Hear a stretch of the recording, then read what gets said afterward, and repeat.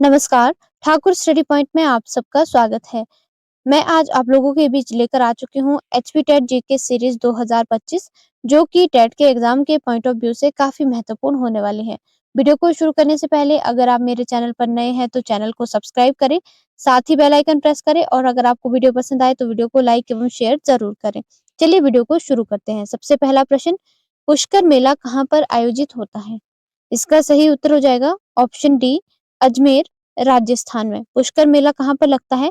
ये राजस्थान के अजमेर में लगता है और इसे किस नाम से जाना जाता है? इसे ऊंट मेला या कार्तिक मेला के नाम से भी जाना जाता है।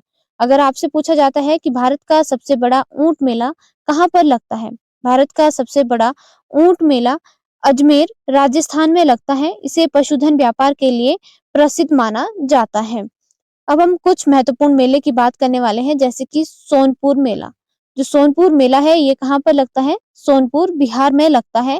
और एशिया का सबसे बड़ा पशु मेला कौन सा है? एशिया का सबसे बड़ा पशु मेला है सोनपुर बिहार में जो मेला लगता है उसे एशिया का सबसे बड़ा पशु मेला कहा जाता है। कौन सा मेला है? सोनपुर मेला। सोनपुर मेले को और किस नाम से जाना जाता है? सोनपुर मेले को हरिहर क्षेत्र मेले के नाम से भी जाना जाता है। अब हम बात करेंगे गंगा सागर मेला। जो गंगा सागर मेला है ये कहाँ पर लगता है? गंगा सागर मेला बंगाल की खाड़ी पश्चिम बंगाल में लगता है। अगर आपसे पूछा जाए कि बंगाल सागर प्रसिद्ध तीर्थ स्थल कहाँ पर है?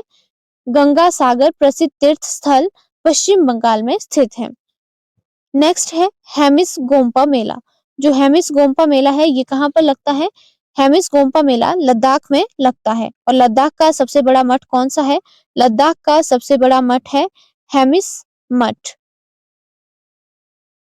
हेमिस मेला गुरु पदम संभव की जयंती पर मनाया जाता है, जो तिब्बती बौद्ध धर्म के संस्थापक थे। अगर आपसे पूछा जाता है कि तिब्बती बौद्ध धर्म के संस्थापक कौन थे? तिब्बती बौद्ध धर्म के संस्थापक गुरु पदम संभव थे। गुरु पदम संभव ने तिब्बती बौद्धों के लिए अविश्वसनीय कार्य किया और इन्हें दूसरे बुद्ध के रूप में जाना जाता है। अगला प्रश्न, सौरमंडल का सबसे चमकीला ग्रह कौन सा है? इसका सही उत्तर हो जाएगा ऑप्शन बी, शुक्र ग्रह। सौरमंडल का सबसे चमकीला ग्रह कौन सा है? शुक्र ग्रह है। और शुक्र ग्रह को भोर एवं सांझ का तारा भी कहा जाता है। इसे क्या कहा जाता है? भोर एवं सांझ का तारा भी कहा जाता है। और इसे पृथ्वी की बहन के रूप में भी जाना जाता है। पृथ्वी की बहन के रूप में किसे जाना जाता है? शुक्र ग्रह को। बुध ग्रह है ये सूर्य के सबसे नजदीक का ग्रह है। सौरमंडल के 8 ग्रह हैं, कौन कौन से? बुध, शुक्र, पृथ्वी, मंगल, बृहस्पति, शनि, अरुण और वरुण।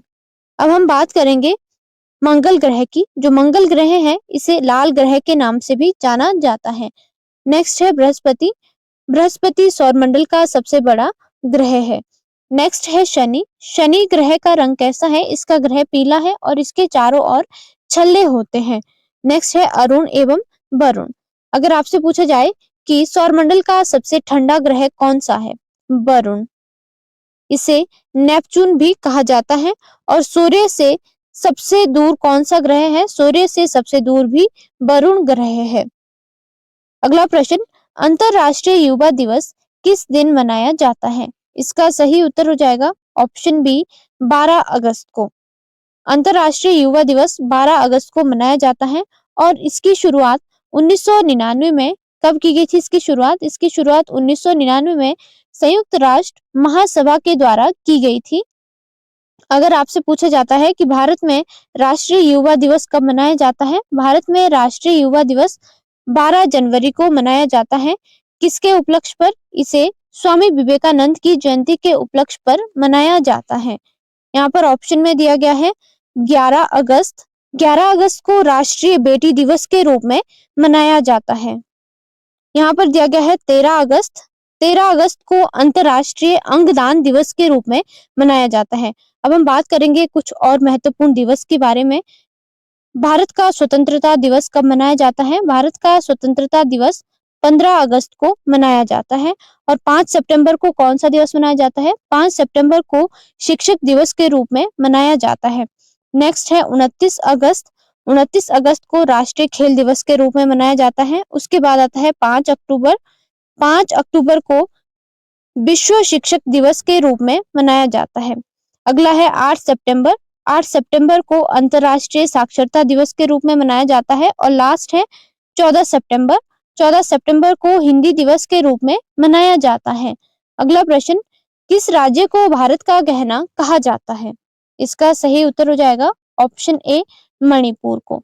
मणिपुर को ज्वेल ऑफ इंडिया के नाम से भी जाना जाता है, क्योंकि यहाँ पर 9 पहाड़ियां हैं जिसके बीच में अंडाकार घाटी है, जो प्राकृतिक रूप से निर्मित एक आभूषण की तरह दिखती है। मणिपुर की राजधानी क्या है? मणिपुर की राजधानी है इम्फाल।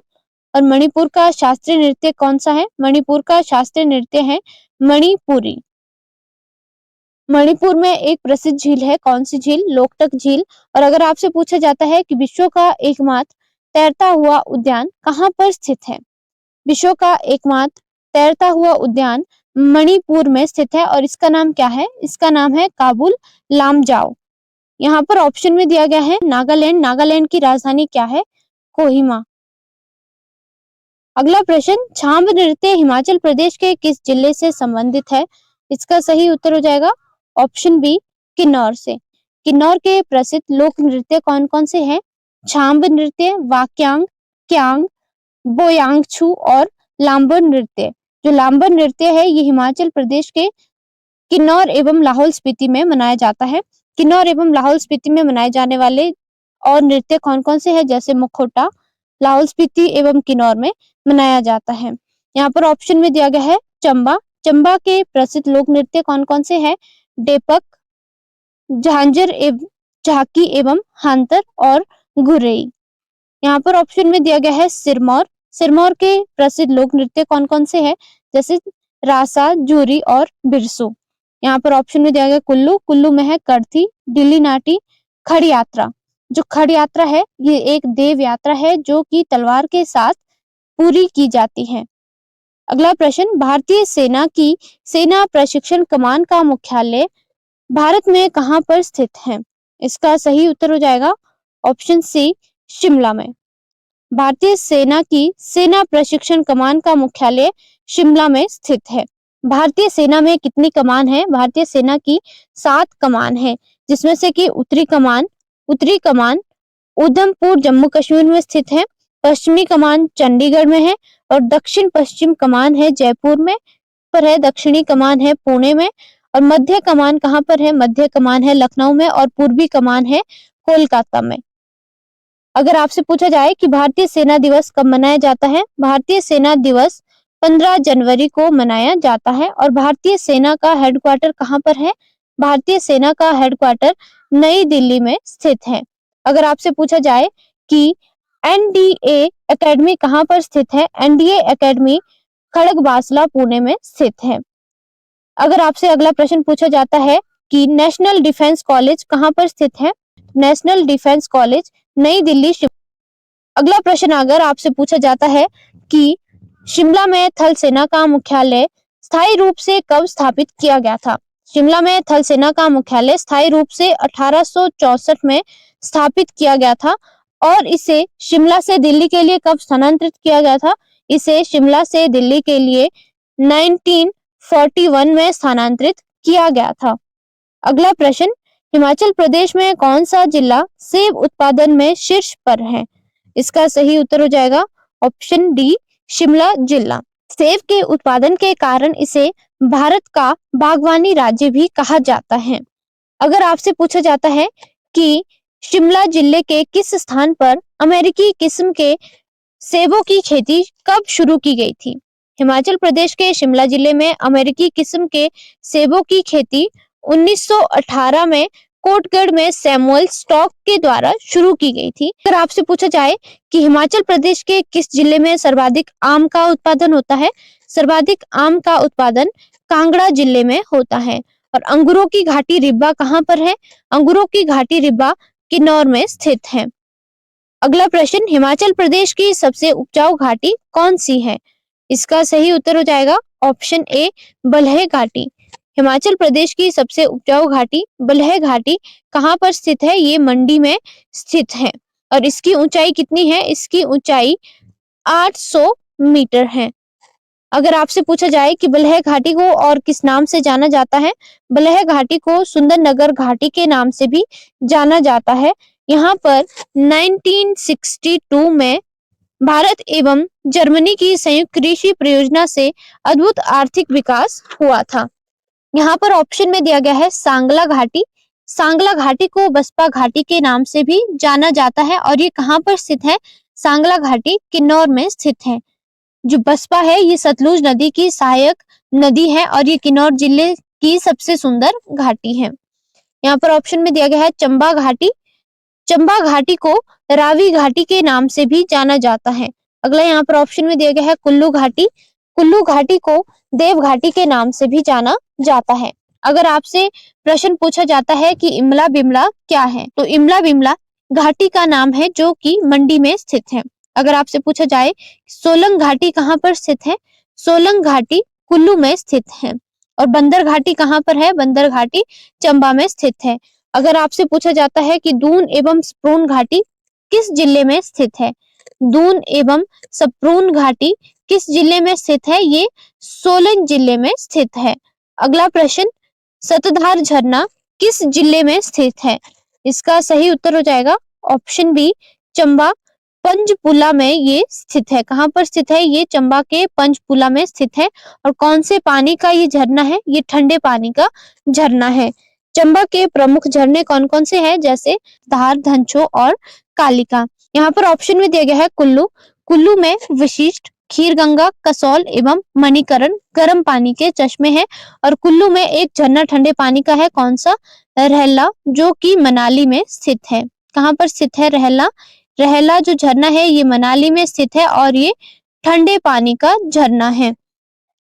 शिमला में कौन कौन से झरने हैं? शिमला में ज्योरी गर्म पानी का झरना है जो कि अन्नू नाले के पास रामपुर बुशहर में स्थित है।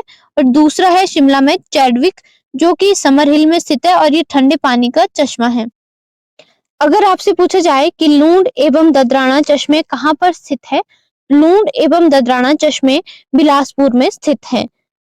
अगला प्रश्न, दुधौन और पार्वती ग्लेशियर किस जिले में स्थित है? इसका सही उत्तर हो जाएगा ऑप्शन डी, कुल्लू में। दुधौन एवं पार्वती ग्लेशियर कुल्लू जिले में स्थित है। और कुल्लू जिले के प्रमुख ग्लेशियर कौन कौन से हैं? जैसे दुधौन, पार्वती और ब्यास। अगर आपसे पूछा जाए कुल्टी ग्लेशियर कहाँ पर स्थित है? कुल्टी ग्लेशियर लाहौल एवं स्पीति में स्थित है। लाहौल स्पीति के प्रमुख ग्लेशियर है कुल्टी, मियार एवं बड़ा शिगड़ी। आज के लिए इतना ही, धन्यवाद।